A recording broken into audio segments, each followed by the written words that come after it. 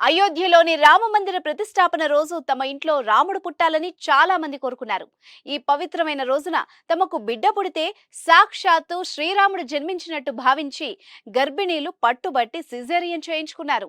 బాలరాముడి విగ్రహానికి ప్రాణ ప్రతిష్ఠ కోసం నిర్ణయించిన ముహూర్తానికే డెలివరీ అయినట్టు ప్లాన్ చేసుకున్నారు.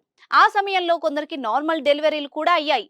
సోమవారం పుట్టిన శిశువులకు రాముడు, సీత పేర్లు పెట్టి మురిసిపోతున్నారు ఆ తల్లిదండ్రులు.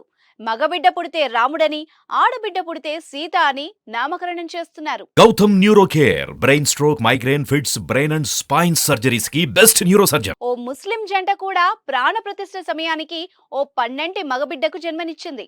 యూపీలోని ఫిరోజాబాద్ లో ఈ ఆసక్తికర సంఘటన చోటు చేసుకుంది. ఫర్జానా అనే మహిళకు జిల్లా హాస్పిటల్లో ముహూర్త సమయంలోనే నార్మల్ డెలివరీ అయింది. దీంతో ఆ జంట ఆనందానికి అవధులు లేకుండా పోయాయి.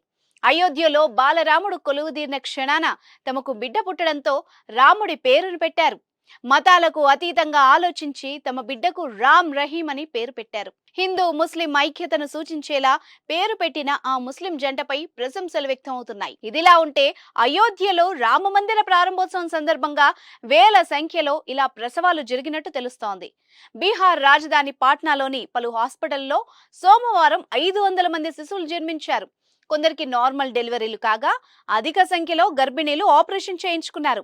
మరోవైపు మధ్యప్రదేశ్లోని 3 జిల్లాల్లో ఉన్న వివిధ హాస్పిటళ్లలో సోమవారం కనీసం 47 మంది పిల్లలు పుట్టారు. ఉత్తరప్రదేశ్లోని కాన్పూర్ గణేష్ శంకర్ హాస్పిటల్లో సోమవారం ఒక్కరోజే 25 మందికి కాన్పులు జరిగినట్టు డాక్టర్స్ తెలిపారు. మధ్యప్రదేశ్ ఇండోర్లోని 2 హాస్పిటల్స్ లోనే 15 మంది బిడ్డలకు జన్మనిచ్చారు. అందులో 11 మందివి నార్మల్, 4 సిజేరియన్ డెలివరీలని హాస్పిటల్ వర్గాలు వెల్లడించాయి. కర్ణాటకలోని విజయపురలో జేఎస్ఎస్ సూపర్ స్పెషాలిటీ హాస్పిటల్లో సోమవారం 20 మందికి పైగా మహిళలకు కాన్పులు జరిగాయి. ఇదే దేశవ్యాప్తంగా రామ్లల్లా ప్రాణ ప్రతిష్ఠ ముహూర్తానికి శిశువులకు జన్మనివ్వడం విశేషం.